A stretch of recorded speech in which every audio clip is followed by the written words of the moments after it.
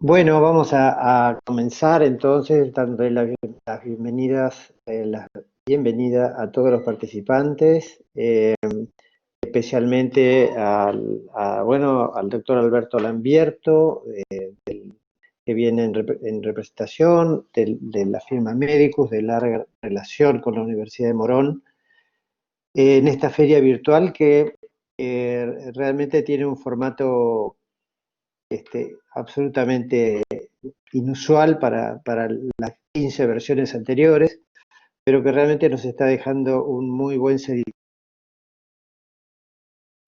de participación y de entusiasmo con el cual ha sido recibida. Está la doctora Gabriela Leito, secretaria de Ciencia y Tecnología de la Universidad, y Valeria Chersi, que ha sido el alma mater de la organización de todo este evento. A todos les deseo que puedan aprovechar esta charla tan interesante de los quilates del doctor Lambierto, sobre cómo manejarnos en la pandemia, nosotros, nuestro grupo familiar, en fin, todas las prevenciones y cuidados que debemos tener frente a esta situación tan extraordinaria y excepcional que nos toca vivir.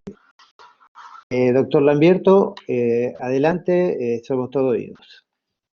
Bueno, muchas gracias por la invitación y en persona y por intermedio mío de la empresa Medicus, con quien realmente nos une con la Universidad de Morón una relación larga y muy estrecha, y esperemos que sea así en los años siguientes, estrechando aún más estas relaciones y este tipo de actividades que son tan interesantes para nosotros y creo que para ustedes, para de alguna manera evaluar un poquito todo lo que hacemos desde el punto de vista del control de la salud y la organización de la salud para todos nuestros afiliados. En realidad quería comentarles algunas cositas. El tema es actualización en COVID y un poco el objetivo de la charla es resaltar algunas cosas nuevas, fundamentalmente no porque sean nuevas, sino que son algunas que realmente ya se están comprobando como válidas y que al principio se planteaban con alguna duda. Y ustedes saben que en esta etapa que nos tocó vivir, en esta situación tan inesperada y tan abrupta con estas consecuencias, en realidad todos los días se están planteando cosas nuevas y repasando cosas que se decían al principio, algunas se desdicen y otras se afirman. Un poco la idea de hoy es afirmar algunas cosas que definitivamente están muy definidas y vamos a terminar con unas pequeñas preguntas que no era la idea de interrogarlos, sino fundamentalmente son cosas de todos los días que me gustaría dejar bien asentada como conclusión de la charla. Bueno, Medicus, yo trabajo en Medicus hace muchos años, soy director de los centros Medicus. En realidad, Medicus es una empresa de medicina prepaga que se fundó en el año 71, hace mucho tiempo que está, es una de las primeras, y en su disponibilidad del cuidado de la salud de sus afiliados, no solamente de alguna manera actúa como medicina prepaga, sino también aliada a ciertos prestadores propios, consolidando una estructura muy homogénea de los dos lados, de la financiación de la salud y de la prestación de la salud. Creo que ustedes saben que nosotros tenemos asociación con algunos sanatorios los más jerarquizados de Buenos Aires, Otamendi, Diagnóstico, Las Lomas, pero mucho diferencial de Medicus, que lo hace realmente ciertamente diferente, es la consolidación de centros Medicus, ahí justamente en Morón, en la calle principal de ese sector tan lindo del Gran Buenos Aires. Tenemos un centro médico en donde nosotros hemos puesto acento en el manejo de nuestros afiliados en cuanto a distintos niveles de atención. El organismo central de estos centros médicos, o sea, el Centro Médico Central, está en Ascuénaga y Paraguay, que es el primer centro que se generó, y es un centro muy particular porque en realidad empezó como un centro de cirugía ambulatoria, muy novedoso en la década del 80, recién nacían en el mundo este concepto de la cirugía ambulatoria, cirugía de corta estada. En realidad todo esto se acompañó con cirugías más eficientes en cuanto al nivel de posoperatorio menos cruentas, por eso nace la cirugía laparoscópica.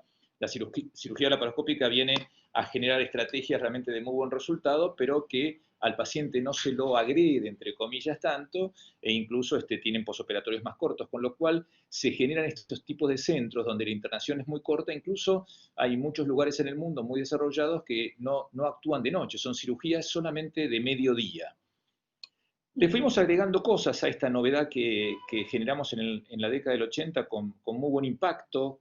Fuimos uno de los primeros en animarnos a hacer esto y realmente nos fue muy bien porque realmente obtuvimos mucha experiencia de ese manejo ambulatorio, de cirugías previas que se hacían en internación y que realmente por ahí llevaban algún tiempito de posoperatorio, y acortando los posoperatorios los pacientes evolucionaban mejor, más cómodos y volvían rápidamente a su casa.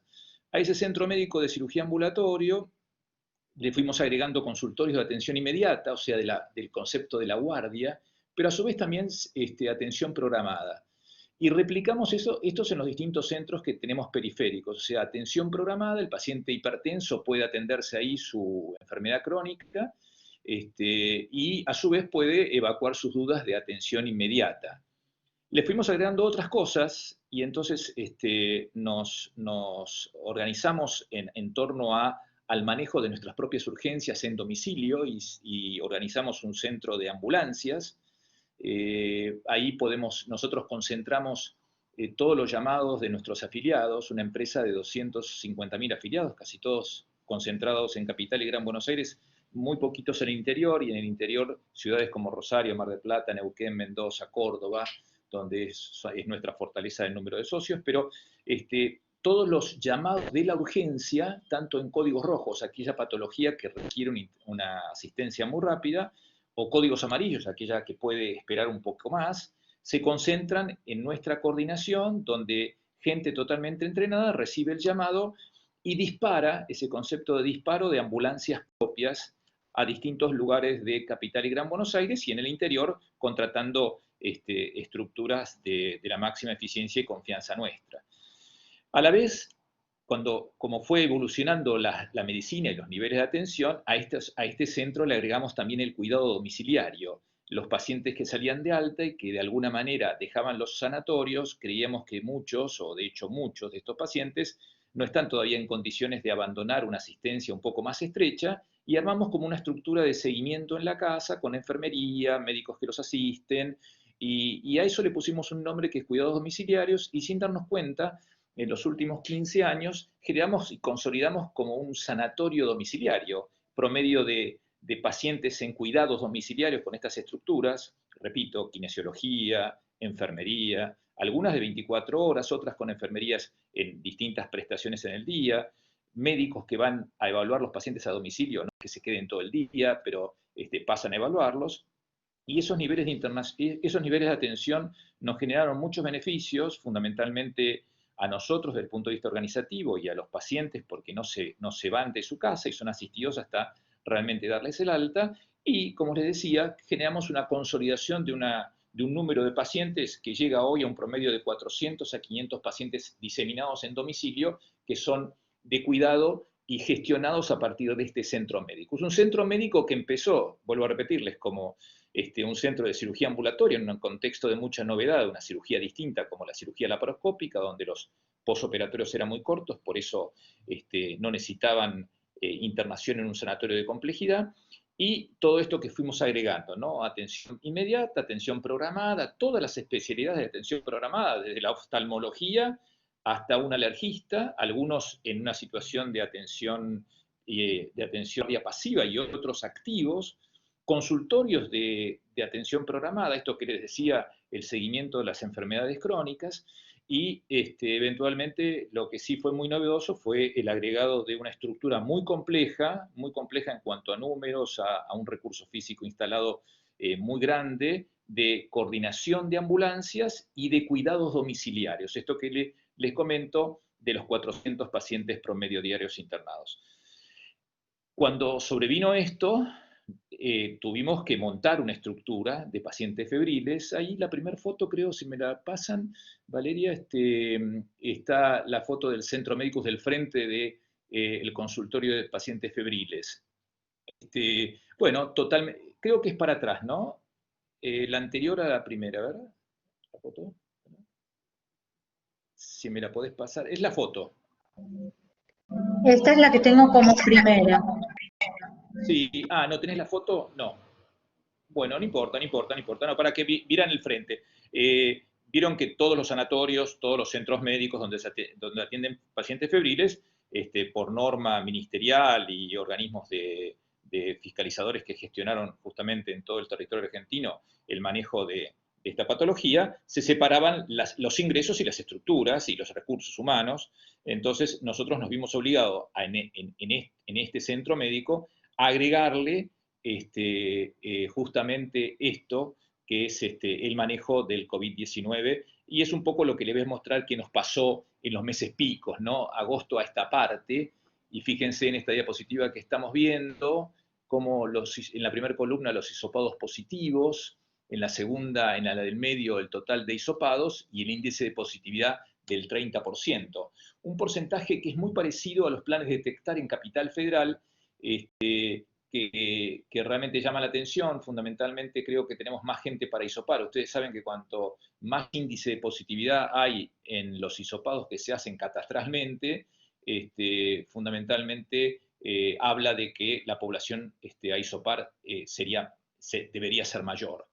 Bueno, esta es la realidad nuestra en estos meses que ustedes ven en la columna de la izquierda, donde se disparó todo, como ustedes saben, desde fines de julio hasta septiembre, principios de octubre. La curva está decayendo, vamos a ver ahora en los distintos números, por suerte, acá en Capital Federal, pero realmente todos estamos muy preocupados y me van a escuchar alrededor de la charla decir en varias oportunidades que lo que realmente estamos muy preocupados en la posibilidad de un rebrote.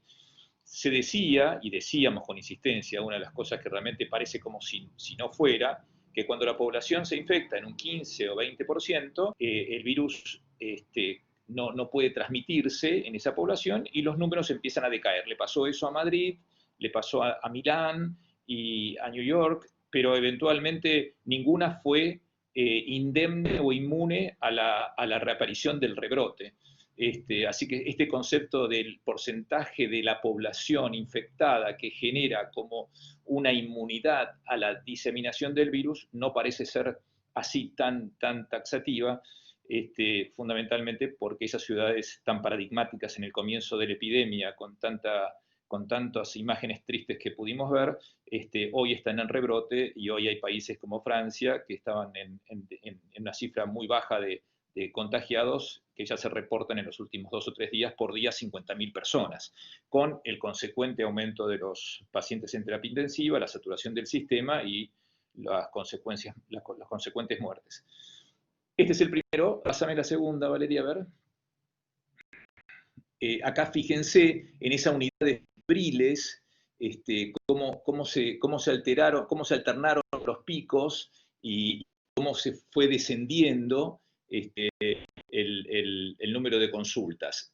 Esa unidad era solamente para pacientes febriles y esto lo que muestra es un poco la curva de pacientes evaluados. Nosotros, en realidad, al principio a los pacientes le hacíamos una serie de serologías para descartar primero si tenían virus de influenza o parainfluenza, y después fuimos cortando un poquito las prácticas cuando ingresaba el paciente febril, y directamente los hisopábamos, le hacemos una placa de VAX y le hacemos una revisación y unos exámenes de laboratorio mínimos. Tenemos una pequeña rutina para analizar la situación inicial del paciente infectado.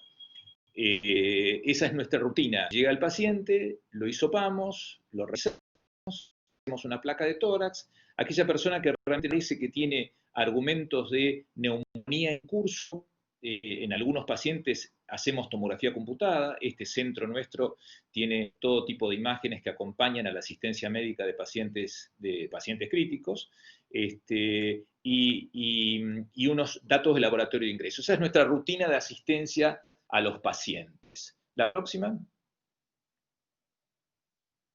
Fíjense qué interesante esto. Nunca pensé verlo yo en mis años de carrera, el concepto de la videoconsulta. ¿Cómo funcionó esto? La coordinación, la persona que está detrás del teléfono, del telefónico de una de médicos, atiende el teléfono y lo consultan por fiebre y algunos otros síntomas. esa persona receptora tiene un diagrama donde si le plantea alguna sospecha definida, al paciente al principio, lo vamos a ver en otra curva, disparábamos una ambulancia para pasarlo a buscar. Si el paciente tiene una situación leve, lo invitamos a venir por sus propios medios al centro de febriles. Y si tiene alguna duda, a la mínima duda, esa persona receptora en coordinación dispara una videoconsulta para aclarar algunas dudas. Si eventualmente ese paciente es pasible de ser hisopado o no es hisopado. Fíjense, lo verde es la disponibilidad para generar videoconsultas y lo más oscuro es en realidad el porcentaje de esa capacidad usada. El número de videoconsultas usadas fue muy importante en una educación que, digamos, nuestros afiliados y la gente en general no estaba tan entrenada en generar videoconsultas con momento de evacuación de síntomas. Y resultó ser un éxito, porque esto, acuérdense que al paciente COVID, no se lo pide a la casa, salvo que se lo vaya a buscar en una situación de urgencia. Pero uno no puede tener un paciente febril en la casa, fundamentalmente porque la disposición de todo lo que es el equipamiento para ver un enfermo febril de alguna manera es muy oneroso para el que pero fundamentalmente no solamente oneroso, sino que es muy trabajoso ir a ver a todos los enfermos, salvo, les repito, aquellos pacientes de detección inicial son pacientes que los tenemos que ir a buscar. Esas videoconsultas generaron que la respuesta sea tan eficiente que realmente el número de visitas que hubiéramos tenido que hacer hubiera sido muchas si no hubieran existido las videoconsultas, y de alguna manera compensó ese sistema de salud tan difundido entre nosotros, que es la presencia de un médico en domicilio. Sorpresa, nosotros lo implementamos, que no lo habíamos implementado para esto, sino fundamentalmente para empezar a comunicarnos con los pacientes a través de videoconsultas de gente entrenada que los ve a través de la pantalla, y realmente fue totalmente un éxito porque las encuestas que hacíamos con estas videoconsultas generaban una percepción de la gente altamente satisfactoria en la ecuación de sus problemas. Así que fue una novedad, y es una novedad que estamos usando y perfeccionando cada vez más. La próxima.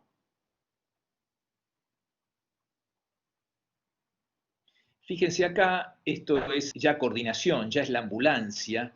Fíjense que al principio, empezando de la izquierda de la pantalla, hay un pico en azul, que a todos los pacientes los pasábamos a buscar en ambulancia cuando eran sospechosos. Después bajó porque se generó una estrategia donde muchos pacientes se quedaban en su casa. Una vez que se hisopaba y venían por los propios medios, lo mandamos a su casa. Por eso lo que ustedes ven que después pasó es una meseta de manejo de la ambulancia, y muchos pacientes se quedaban en la casa y no salían de su casa, que al principio los derivábamos a hoteles o directamente, tanto casos leves, moderados, severos, críticos, donde solamente ahora los severos y críticos al sanatorio, los llevábamos al sanatorio. Fíjense el volumen de traslados que había al principio. Ahora, con este conocimiento mejor de la patología, donde nosotros sabemos cuáles son los síntomas que ameritan la posibilidad de que el paciente se quede en su casa y eventualmente pueda venir por sus medios porque realmente no está tan comprometido, nosotros usamos la ambulancia más racionalmente, solamente para aquellos pacientes que lo requieren por su gravedad cuando somos convocados, y el manejo en la casa es muy racional porque también desde el centro, a través de videoconsultas, el paciente que se queda en su casa porque es un paciente leve, acuérdense que la forma clínica del COVID es leves y moderados, tiene un 85% de su presentación. El otro 15% están entre los severos y críticos, entre los críticos y los pacientes que van a terapia intensiva. En ese 80 y pico % de pacientes que se quedan en su casa, la videoconsulta y el seguimiento domiciliario a través de videoconsultas con un comentario diario de cómo están los pacientes, y les mandamos un pequeño aparatito que mide la saturación de oxígeno para evaluar cómo están respirando desde su casa, para que si hay síntomas de alarma, los podemos medir bien con ese aparatito, que es un saturómetro, que se pone como un dedal en el dedo, y automáticamente ahí sí los traemos a los sanatorios. Pero miren cómo esto sirve para darse cuenta que fuimos variando nuestra conducta asistencial en función del conocimiento y de animarnos a tener estructuras más sólidas en la casa, en el uso de videoconsulta y una ambulancia supeditada al manejo del traslado en aquellos pacientes que realmente son inicialmente críticos o de alguna manera empeoran durante la estada. La próxima. Esto es las derivaciones que tuvo la ambulancia. Fíjense a la derecha, casi 4.000 derivaciones a distintos sanatorios. Un poco para que ustedes vean el volumen del manejo que hemos tenido con ambulancia propia de enfermos con COVID, con lo que requiere y con lo que el protocolo plantea en la derivación, que es de alguna manera muy estricto, fundamentalmente para con el personal de la salud, ¿no? Y cómo se categorizan los pacientes en función de su criticidad, y pueden ir a sanatorios donde hay estructuras de terapia intensiva más preparadas y otros que realmente nos cubren en la parte de internación general. Ahí por ahí también van a leer algunos hoteles, porque usábamos mucho los hoteles al principio. Esto de los hoteles, vuelvo a repetir, se reemplazó justamente con un mejor conocimiento de la patología y la estada de los pacientes en el domicilio. Nosotros ahora hemos seguido alrededor, entre mes de julio hasta ahora, más de 4.000 pacientes en domicilios, y todavía estamos en seguimiento de muchos que están pasando situación leve en su domicilio hasta que cumplan el tiempo. Somos los que los recibimos, los hisopamos, los mandamos a su domicilio, los seguimos y le damos el alta desde la videoconsulta. La próxima, a ver. Este es un pequeño resumen de lo que nos pasó. Fíjense, julio, agosto, septiembre y octubre. Los internados en el Centro Medicus. El Centro Medicus tiene la ambulancia que traslada a los pacientes a los sanatorios y tiene pacientes que recibe y desplaza al domicilio y lo sigue a través de la videoconsulta, centralizando ese organismo que está formado por gente muy entrenada.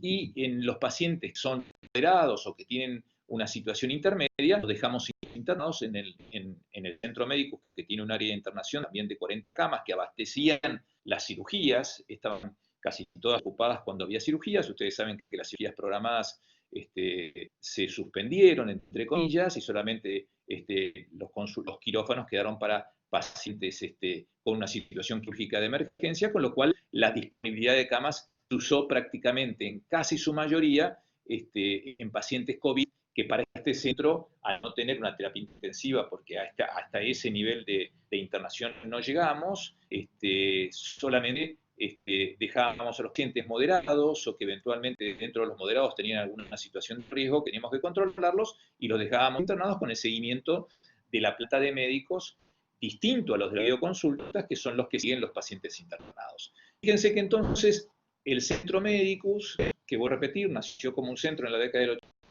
ambulatorio, creciendo en todos los agregados que les comento, termina en la pandemia tomando una delantera dentro de la estructura que esta enfermedad en sus distintas situaciones, ¿no? Va a buscar al paciente, los hisopa, les plantea la posibilidad de venir si así ameritan su cuadro clínico, los deja en su domicilio y los sigue con una estructura de seguimiento muy armada en una plataforma de los sistemas donde quedan documentados toda la evolución. Va a buscar en la ambulancia a los pacientes que eventualmente pueden complicarse en la casa, y aquellos pacientes que de alguna manera plantean alguna duda y no es una situación definitivamente de cobertura completa para seguirlos, los deja internados hasta que se estabilizan y les da el alta. Esta es un poco la versión de lo que nos pasó a nosotros. Vuelvo a repetir, una estructura muy especial. Medicus, les decía, que en realidad en toda su evolución ha ganado de alguna manera terreno en distintos niveles de atención. Entonces hace las veces de generador o financiador de la salud, pero a su vez tiene asociado una estructura consolidada de y donde sobresale la estructura propia que son los centros médicos. En este caso, el Centro Médico Central, el que nosotros llamamos Azcuénaga, de una manera le hace frente a todos estos niveles de atención y le tocó realmente enfrentar esta situación, y no es que se haya terminado, por supuesto, por suerte ha bajado, bajaron las curvas en la ciudad, y seguimos adelante perfeccionando lo que nos dio como experiencia de tiempo, de alguna manera con muchísima afluencia de pacientes. Realmente nunca estuvimos saturados, el sistema no estuvo saturado, pero de alguna manera nos pusimos nerviosos en algún momento de los meses estos de pico, porque realmente el sostén del manejo asistencial de estos pacientes generan mucha movilización de parte de todos, ¿no? De parte del paciente principalmente, de la familia y por algunas cosas que vamos a charlar ahora en forma general. Pantallazo fundamentalmente para que vean cómo fue nuestra intervención de Medicus en su corazón, que es el Centro Medicus en su prestación médica, un poquito el enfrentarse con esta realidad. Por supuesto que, les vuelvo a repetir, con esta situación de prestadores asociados, también tuvimos en los sanatorios una internación de pacientes severos y críticos, y en nuestro sanatorio en zona norte, en Las Lomas, un trabajo también muy concentrado y de muchísimo nivel asistencial, fundamentalmente tanto en el área donde realmente todavía están siendo pacientes en una cantidad importante. La clase tiene, o la charla tiene como título actualización. Qué difícil es pensar que uno ya tiene que actualizar cosas que recién empezaron a principios de este año, y en nuestro país el aislamiento del 20 de marzo. Entonces ya estamos actualizando. Yo creo que el concepto es más bien reafirmar algunos datos que hoy ya se convierten en definitivos. Hay cosas muy interesantes que yo les quería comentar porque sorprenderme. Nosotros, los infectólogos, tenemos que estar permanentemente actualizados con respecto a esto, y decíamos el otro día en la Sociedad de Infectología, ¿cuánto nos lleva en el día estar actualizados con toda la información que hay? Ustedes no se imaginan el alud de información que hay. Yo nunca vi. Miren que pasé la epidemia de HIV, pero nunca recibimos tanta información. Es cierto que la información hoy está, digamos, muy accesible, y uno recibe la misma información que puede recibir cualquier médico en cualquier lugar del mundo al mismo tiempo, pero realmente me sorprende, y por otro lado nos llena de conocimiento justamente tener accesible esta información. Casi 70% en algunos trabajos, 60% promedio de los pacientes se infectan de pacientes asintomáticos o presintomáticos. ¿Qué quiere decir eso? Que acá hay una situación oscura en el sentido de difícil de manejar, que es el paciente asintomático, que puede ser asintomático en toda la evolución, o puede estar en esa etapa presintomática. Recuerden esto, 48 horas antes del paciente hacer síntomas, contagia como el primer y segundo día. O sea que ese paciente contagia. Ese es el famoso concepto. Estuve reunido con 2 personas que me llamaron al día siguiente o a los 2 días y me dijeron que habían empezado con fiebre y me avisaron que potencialmente podía ser yo contacto Yo estuve con ellos y gozaban de buena salud. No, esas personas contagian a 48 horas antes. Se llaman presintomáticos, pero para nosotros son asintomáticos. Vuelvo a repetir, del 100% de contagiados, casi el 60% se contagian de presintomáticos y asintomáticos. Entonces, ¿qué pasa con la vía de transmisión? ¿Cómo es esto de que cambiaron tanto los conceptos? Los conceptos siguen siendo algunos muy basales, muy básicos. La transmisión es de persona a persona, eso es cierto. ¿Se acuerdan que si una persona estornudaba o tosía delante nuestro, el virus directamente iba a nuestra mucosa respiratoria? Bastante bruto tenía que ser la situación, bastante cercano como para que realmente ese virus llegara en forma directa, y decíamos, yo incluso también, que el virus no volaba. Pero no es tan así. En realidad parece ser que el virus, en lugares cerrados, y este es un combo que me van a escuchar decirlo, y si me escuchan en otras charlas lo voy a decir permanentemente, en lugares cerrados, pocos ventilados, de mucha gente, sin mascarilla y sin barbijo, perdón, y a corta distancia, esa burbuja fina del hablar fuerte, estornudar ni hablar, de cantar o de respirar, se genera como una película destada de esa partícula muy chiquita en el aire, y si una persona en esas condiciones poco ventiladas, cerradas, de mucha gente, sin uso de barbijo, a corta distancia, entra a esa reunión después de un tiempo, y es bastante el tiempo que se mantienen esas burbujas en el aire, se puede adquirir el virus. Hay una imagen muy interesante que se las voy a mandar, se la voy a mandar a partir de Valeria, si no te molesta, donde hay como una animación de unos cuadros donde de acuerdo a la cantidad de gente, al uso de barbijo, y ahora lo vamos a ver en un cuadro, vamos a ver el cuadro del semáforo, pero se los voy a mandar animados, esas burbujas persisten en el aire y la gente que se agrega a esa reunión adquiere el virus sin estar de inicio en esa reunión. Ese mismo cuadro dinámico, en la medida que se abren las puertas, se abren las ventanas y corre el aire. Correr el aire es, como decía mi abuela cuando yo era chico, una ventana que recibe la salida de ese aire, o sea, tiene que haber corriente de aire, decían las abuelas.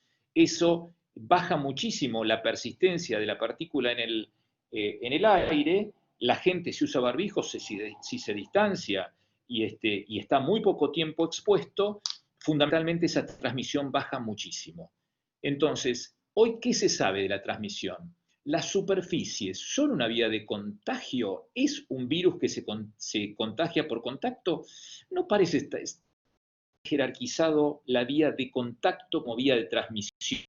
Parece que está bastante en duda, a pesar de que el virus se puede mantener en el aire, puede mantenerse en superficies metálicas o en plástico o porosas durante un tiempito. Incluso en las superficies porosas se puede mantener un tiempo largo. A ver, pasemos hasta el cuadro, Valeria, porque esto, para que no se haga tan largo, perdónenme, hay un cuadro, Valeria, como un semáforo, a ver si lo podemos ver.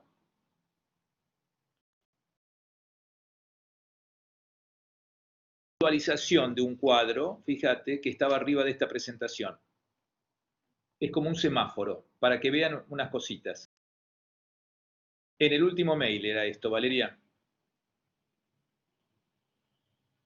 El semáforo, que es muy, muy famoso, que está definido por el CDC americano digamos, en sus normas, plantea con distintas, ya lo van a ver, con distintas, con distintos colores, las situaciones que pasan cuando los lugares son poco ventilados, cuando no se usa mascarilla, cuando es numeroso la persona. En realidad, el semáforo es justamente ponerle colores a las distintas situaciones. Y las situaciones son, por un lado, cuando uno habla, cuando está en silencio o cuando grita, cuando el lugar es de mayor o menor ocupación, cuando se usa barbijo o no se usa barbijo, y fundamentalmente cuando en realidad está ventilado o no ventilado. No importa si no la podemos ver, el tema es, lo importante es determinar que hoy la insistencia clara es justamente que lo que sí lo que transmite es justamente el lugar cerrado en estas situaciones. La pregunta es entonces, ¿qué pasa con el lugar abierto? Este concepto tan difundido estamos habilitando mayores fases y estamos incentivando las reuniones en lugares abiertos.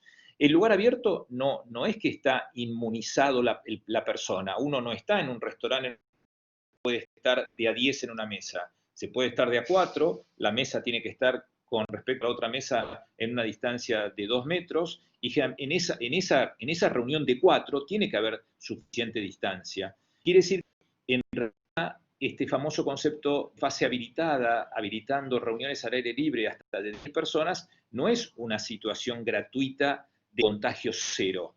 Es una situación que tiene su riesgo, y el riesgo aumenta cuando, ahí está, muy bien, muy bien. Perdón, Valeria, gracias. Lo puedes agrandar un poquito, pero para que lo vean. Esto, si después lo podemos copiar para que lo tengan, es justamente lo que decía. El verde es la situación que no tiene riesgo, el amarillo un riesgo moderado, y el colorado es un riesgo mayor.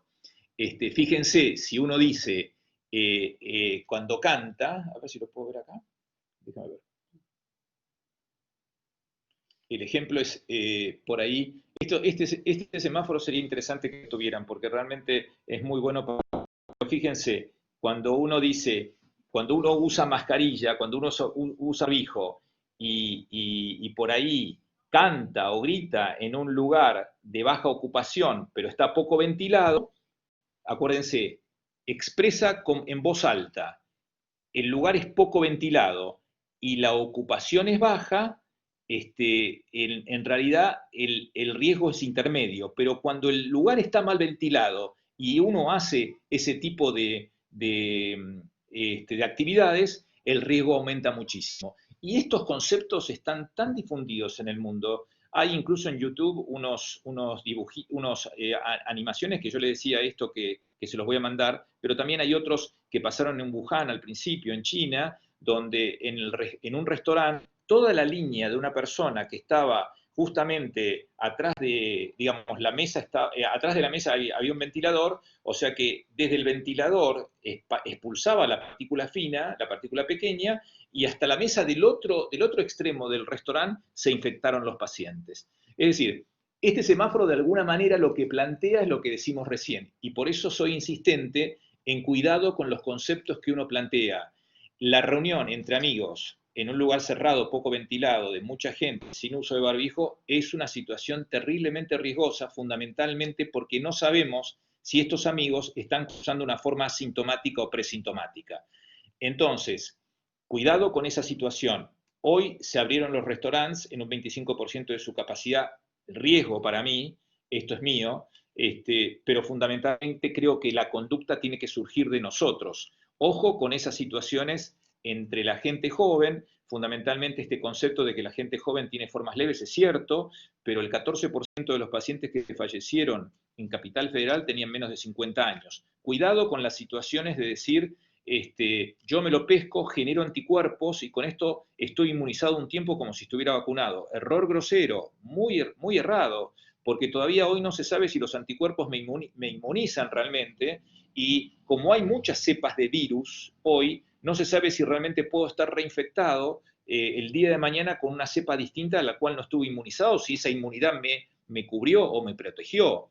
Y hay un artículo hace muy poquito tiempo que los anticuerpos que generan una enfermedad activa no duran más de 3 meses de protección. Fíjense cómo se va complejizando esta situación.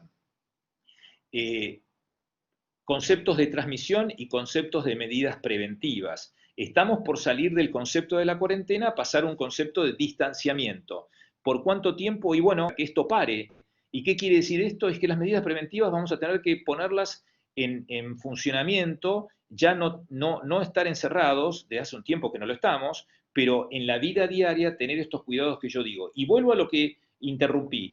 No compremos el hecho de que la medida preventiva en un lugar abierto es igual a contagio cero. No creamos eso fundamentalmente porque si no guardamos distancia, 2 metros, si no usamos barbijo, claro, ustedes dirán, pero ¿qué dice este doctor? Si yo no puedo ir a comer con 3 amigos y realmente ponerme el barbijo, si voy a comer, ¿cómo hago para usar el barbijo?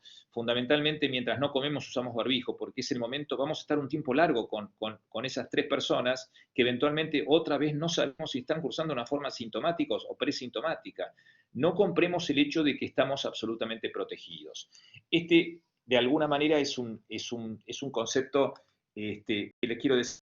Otro concepto es si yo estuve en contacto con una persona COVID positiva, que me informa por teléfono este concepto que les contaba recién, de 48 horas antes estuve con vos, me llama la persona sintomática y me dicen que vos formás parte de un contacto estrecho. Todos los contactos estrechos son todas aquellas personas que estuvieron más de 15 minutos a menos de 2 metros conmigo, que yo soy el caso índice hasta 48 horas antes. Yo tengo que guardar aislamiento durante los próximos 14 días. Uy, no, doctor, yo no tengo síntomas durante esos 14 días, voy a estar 14 días en mi casa y no puedo salir de mi casa ni siquiera recibir visitas. No, pero no es, doctor, que ahora hay una norma en Cava, en la capital, y también en provincia la sacó hace poquito, que todos los contactos estrechos, y eso lo hizo el plan Detectar muy bien, al quinto o séptimo día se hisopaban para identificar si eran positivos o negativos. Y si yo soy negativo, ¿por qué no puedo reiniciar mi vida y me ahorro 7 días de aislamiento en mi casa? No es así. El contacto estrecho puede expresar su virus, puede expresar la presencia del virus del día 2 al día 14, por ende tiene que estar 14 días, porque si el séptimo día le dio negativo, eso es muy bueno, porque de alguna manera los que tuvieron contacto con él hasta ese séptimo día no se definen como contactos estrechos, pero él tiene que seguir aislado. Él tiene que seguir aislado hasta cumplir 14 días, fundamentalmente porque en un 20% más puede expresar el virus después del séptimo día. ¿Cómo les complejizo la situación, ¿no? Porque este es el famoso concepto de la queja. Doctor, yo no tengo ganas de quedarme 14 días, me hice el hisopado, me dio negativo, yo con eso termino mi función acá, levanto, me voy a trabajar. Fundamentalmente, este es el tema de todos los días. Contacto estrecho, persona que estuvo con COVID positivo a menos de 2 metros durante más de 15 minutos, en mi casa, trato de aislarme del resto de mis convivientes, me hago un hisopado al quinto o séptimo día, soy negativo, me quedo tranquilo porque voy a ser negativo en un 80%, no me voy a contagiar, pero hay un 20% que tengo que guardar aislamiento en casa, porque si soy positivo en ese 20% después del día séptimo, puedo diseminar el virus. Cuidado con el concepto del contacto estrecho, fundamentalmente que debe cumplir los 14 días de aislamiento. ¿Cuánto tiempo el 85% que es leve o moderado tiene que estar aislado cuando toda la situación clínica puede ameritar que se quede en su casa? 10 días. Desde del momento que empezó con síntomas hasta el 10º día. El 11º día puede volver a su actividad habitual, porque ya el virus entre el 8º y el 10º día, estoy hablando ahora del sintomático, o sea, del paciente definidamente confirmado, al 10º día cumplió su periodo de evaluación y es muy probable que casi todos se sienten muy bien, algunos con alguna reserva de las energías globales, porque en definitiva no deja de ser una gripe y deja como una secuela de cansancio o disminución de la tolerancia a las actividades diarias durante unos días, pero eso no significa que porte el virus. En el caso del asintomático, es decir, el que se detectó el virus sin síntomas, también tiene que estar 10 días aislado. Entonces, fíjense cómo son los tiempos. 10 días para el sintomático leve y moderado, 10 días para el asintomático, 10 días del asintomático desde que se hizo el hisopado, y 14 días para el contacto estrecho, fundamentalmente porque la expresión del virus, para eso está aislado, para monitorear sus síntomas, puede pasar en un porcentaje bajo después del 7º día, pero hasta el 14º día, por eso tiene que estar aislado. En realidad, dijimos entonces, este concepto de la inmunidad, vamos a ir dirigiéndonos a lo que es el tratamiento. El tratamiento, tristemente, y fíjense, la ciencia está luchando denodadamente, fundamentalmente para encontrar una medicación que le haga frente a los cuadros más severos, y realmente por ahora, hoy en el mundo, 5 de noviembre, todavía no hay una droga aceptada para los pacientes críticos y severos y críticos. Solamente los corticoides han demostrado en aquellos pacientes con oxígeno resolverlos en esa etapa y que esos pacientes no evolucionen a estar en terapia intensiva bajo un respirador. Solamente los corticoides, y el porcentaje es un porcentaje significativo, pero no es completo. Pero ninguna de las otras medicaciones realmente probadas, si ustedes habrán escuchado el Remdesivir, Lopinavir-Rito, ni siquiera el plasma de convaleciente, que realmente todavía no ha probado nada de lo que pensamos inicialmente que iba a pasar, y ahora está en boga unos anticuerpos monoclonales, drogas muy caras, famosos porque Trump, cuando el presidente de Estados Unidos, cuando tuvo COVID, se lo dieron. Estos anticuerpos todavía están en fase 3, todavía están en fase de experimentación, todavía no han demostrado eficacia definida en los ensayos clínicos ni seguridad. Una vez más, la ciencia de alguna manera expresando toda su fortaleza en el mundo, y todo lo que se usa asistencialmente tiene que tener una validez científica. No hay que someterse a ningún elemento que sea pasible solamente de la observación. Aquellos planteos que dicen, esta droga funcionó bien, o yo vi que funcionó con 2 o 3 pacientes y qué maravilla, los dejó realmente curados después de haber estado en terapia intensiva. No tiene validez la observación forma parte, sí, del método científico, pero el método científico tiene que estar validado por ensayos clínicos estadísticamente significativos en cuanto a su definición de eficacia y seguridad. Ensayos clínicos que de alguna manera se prueba una droga entre un grupo control y donde reciben un comparativo, en este caso se llama placebo, y la droga, ninguno de los que lo usa, ni el que lo indica, ni el que lo recibe, sabe que lo están usando, y al final del trabajo se saca estadísticamente su nivel de eficiencia. Eso es prueba científica, eso es evidencia científica, eso es lo único que vale en este contexto de definición. Hoy, vuelvo a repetirles, el concepto de droga curativa o paliativa en el sentido de mejorar pacientes que potencialmente se están poniendo en una situación crítica, solamente la dexamethasona, todo el resto es un intento muy interesante donde hay un volumen de ensayos clínicos realmente muy significativos que tratan y que están tratando de probar eficacia y seguridad donde todavía no hay conclusiones válidas.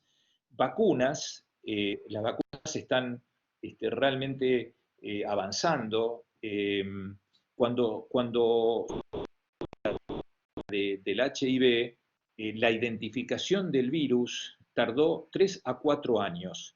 La secuenciación genética del virus SARS-CoV-2 tardó 7 días en China. Miren lo notable del avance en 3 décadas, cómo avanzó esta situación.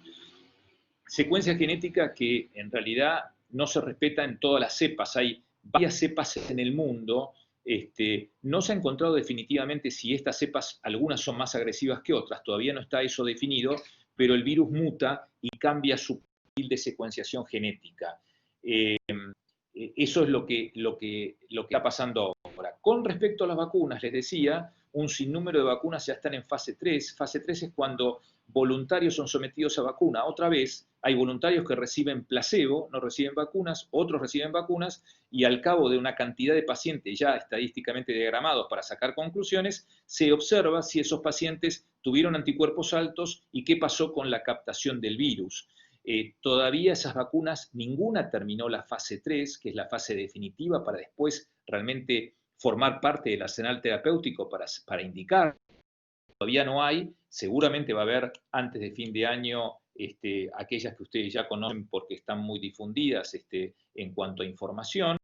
Y por ahora, al decir de Anthony Fauci, que es la persona más importante epidemióloga en Estados Unidos y conduce el organismo más importante americano, que es el Instituto de Salud, es decir, que rige todas estas pautas infectológicas, la vacuna posiblemente no frene la captación del virus, pero el paciente vacunado no va a tener síntomas, o sea, no va a tener posibilidad de evolucionar vacunado a una forma grave ni crítica. Es decir, si yo me dijeran que me dan una vacuna que realmente no está realmente definitivamente un porcentaje grande de no captar el virus, pero me impide que ese virus entrando en mi cuerpo desarrolle una situación crítica, y yo pongo el brazo en cualquier momento. Todavía eso no está, parece ser que las vacunas que van a plantearse son de 2 dosis,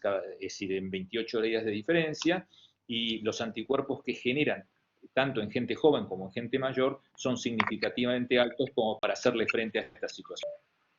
Esto es un poco la actualización del tema para destacar cosas que dije, y yo cerraría esta parte para terminar con las preguntas que les planteé y a forma de conclusiones ir contestándolas, pero recuerden este concepto ahora en estas fases de apertura de la reunión social o la reunión familiar en lugares cerrados, pocos ventilados, de mucha gente, sin uso de barbijo y poco distanciados, como fuente de transmisión entre grupos de pacientes asintomáticos con estas burbujitas pequeñas de micrones muy chiquititos, el virus es más grandote y se cae enseguida, se cae justamente en menos de 2 metros, y esta burbuja persiste y hasta los que vienen después a la reunión se contagian.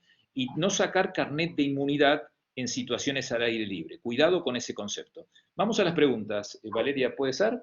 Así las voy leyendo y vamos contestándolas. A ver si las tenés ahí. Teníamos una pregunta, doctor, para ir redondeando. Ah, la pregunta suya. Bueno, yo quería pasar yo una me hice algunas preguntas que me parecieron, me adelanté un poquito a todos y fundamentalmente, pero si ustedes quieren empezar con algunas preguntas, me parece fantástico. No, sí, no nos quiero decía hablar. una de las participantes, nos pregunta, doctor, ¿qué pasa con los pacientes que no son aptos para recibir corticoides? Eso es una buena pregunta, es una muy buena pregunta. En realidad, nosotros a los pacientes no aptos a recibir corticoides, como el diabético, cuando la situación, por ejemplo, porque los pacientes desaturan progresivamente y están fundamentalmente en situaciones críticas o precríticas, le damos igual corticoides, controlamos su repercusión, pero a la vez le ofrecemos algunas otras condiciones, como por ejemplo lo damos vuelta en la cama y los ponemos abajo, por ahí hacemos un flujo de oxígeno un poquito mayor. O sea, las condiciones basales de tratamiento las intensificamos en esos pacientes e igual le damos corticoides y observamos la repercusión que tiene el corticoide. Si es positivo, extremamos nuestros cuidados en las consecuencias del corticoide y controlamos su glucemia en forma realmente muy estricta. Si eventualmente vemos que la situación no la podemos manejar, por supuesto lo suspendemos y seguimos con todas las medidas de sostén. Pero tenemos centrado el corticoide en su uso realmente, en su uso mayor, fundamentalmente porque le sacamos bastante provecho. Pero la pregunta es muy, muy acertada, muy buena. Bueno, Valeria, no sé si...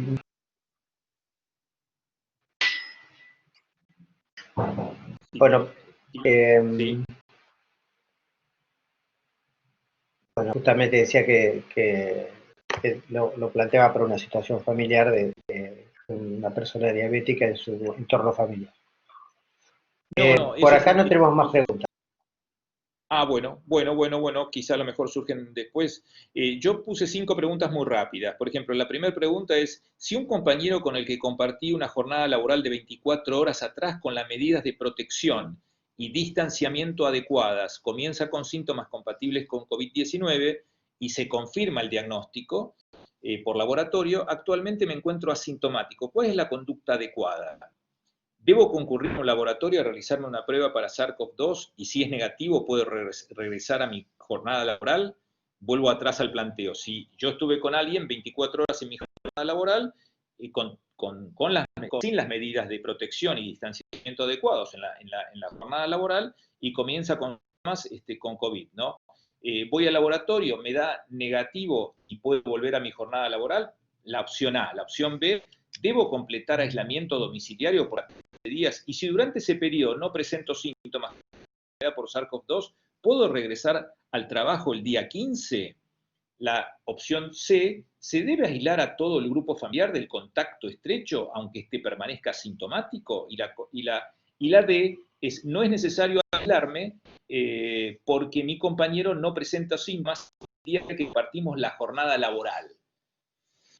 Planto, como si yo estuviera ahí dentro del auditorio, en realidad la opción correcta es la opción que dice, estuve con alguien que tiene COVID y me llama esa persona porque faltó un día y me dijo que había faltado porque no se sentía bien y al segundo día lo hizo paro y dio positivo, yo debo realmente aislarme rápidamente en mi casa, 14, y si durante ese episodio presento síntomas, puedo volver a reintegrar sin ningún control para reintegrarme el día 15. Hoy, al séptimo día, me hacen un hisopado, fundamentalmente porque si soy positivo, con los que yo tuve contacto también los aíslan. Entonces, eso tiende a mitigar la transmisión, va cerrando el círculo de contagio. Eso es lo que se debería haber hecho desde el principio, el plan Detectar lo hizo ahora muy bien, acá en Capital y en Gran Buenos Aires también, y lo que tiende es a definir el contacto estrecho como positivo asintomático, para ir cercando a toda la rueda de transmisión.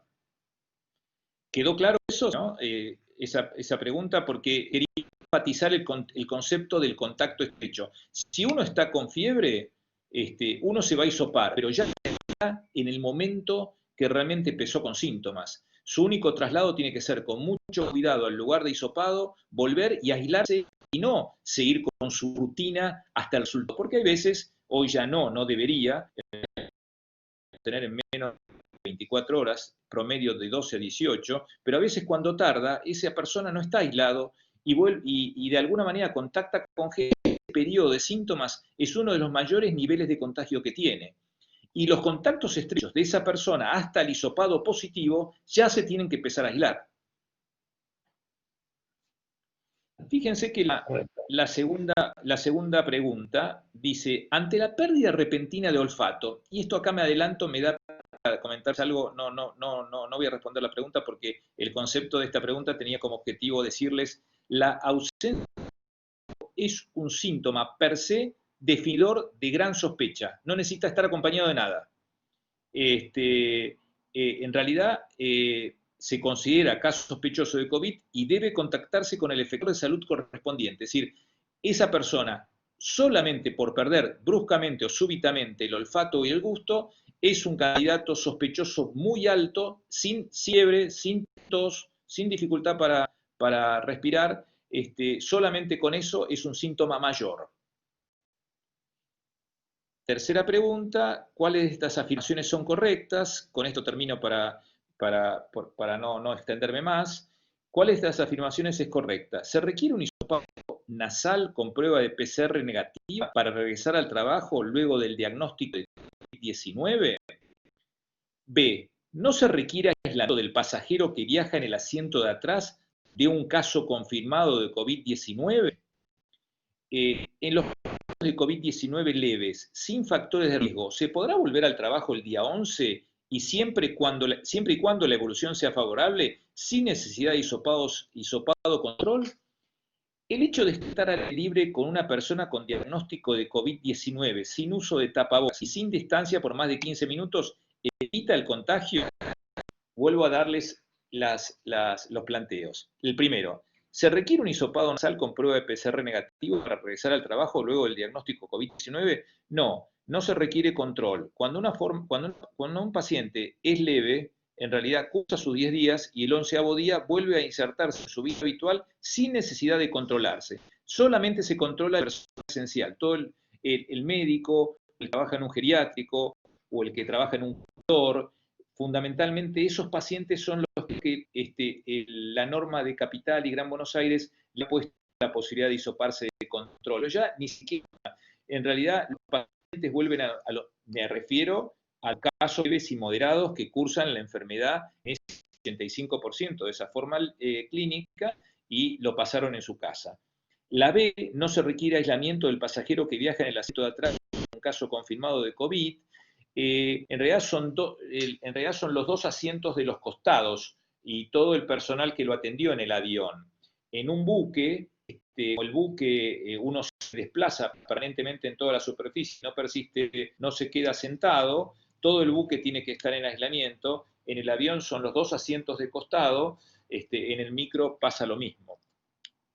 En los casos de COVID-19 leves, la tercera opción, sin factores de riesgo, se podrá volver al trabajo el día 11 siempre y cuando la evolución sea favorable, sin necesidad de hisopado control. Esa es la respuesta correcta, puede volver en la situación leve el día 11 sin control.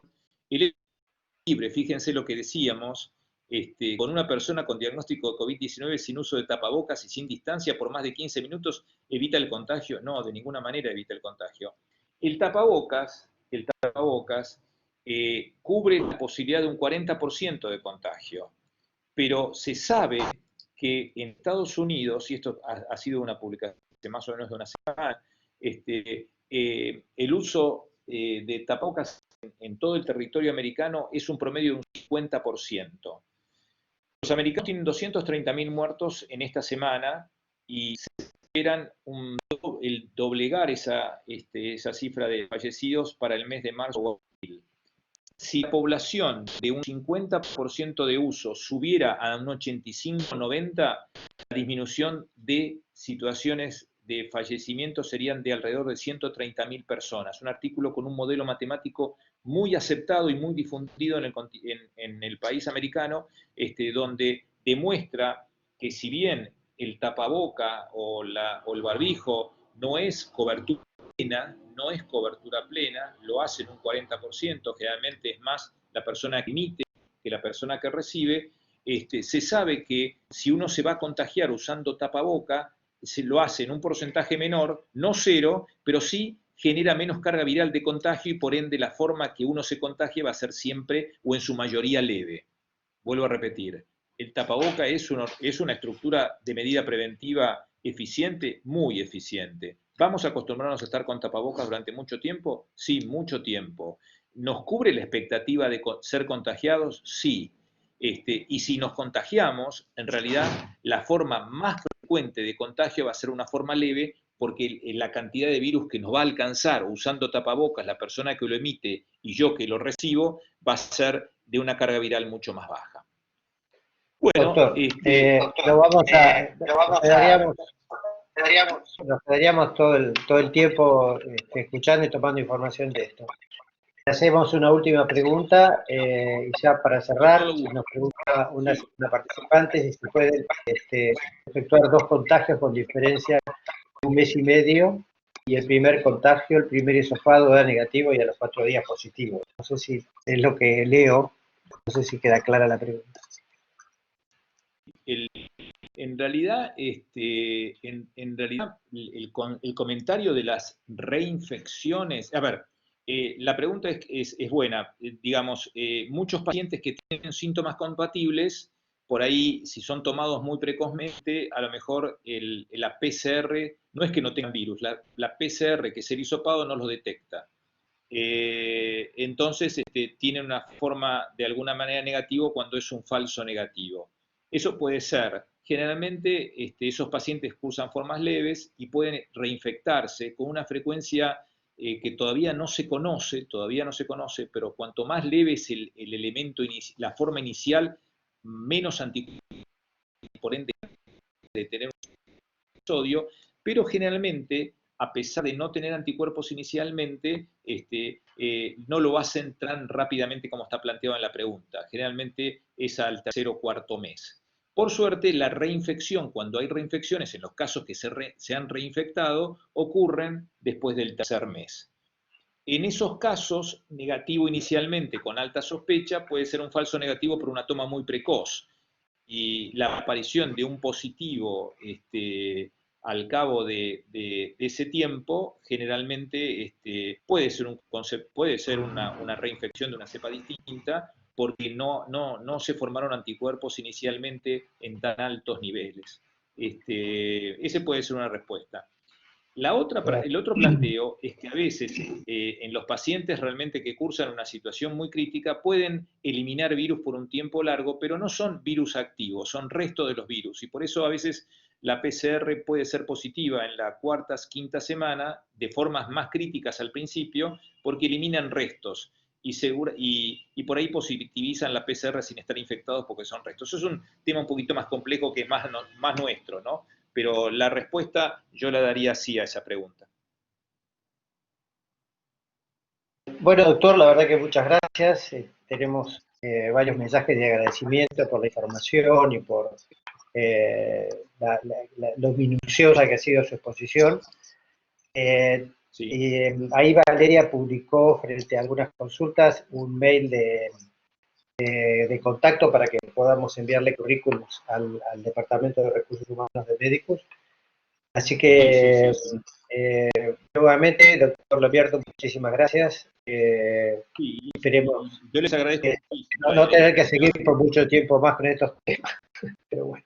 Sí, y cualquier cosita, Valeria, sí, tiene mi mail, cualquier pregunta que quieran hacerme a través de mi mail, no hay ningún problema, yo se las respondo. Lo que sí me comprometo a mandarles esa animación que salió publicada sobre los lugares de mayor riesgo. Perfecto. Valeria, cerrás vos, ya nos despedimos de todos y muchísimas gracias. Mañana seguimos con las charlas a las 12. Sí, doctor, muchas gracias. Ahora les paso a los chicos por el chat su dirección de correo electrónico. Gracias y buenas noches. Muchas gracias, muchas gracias.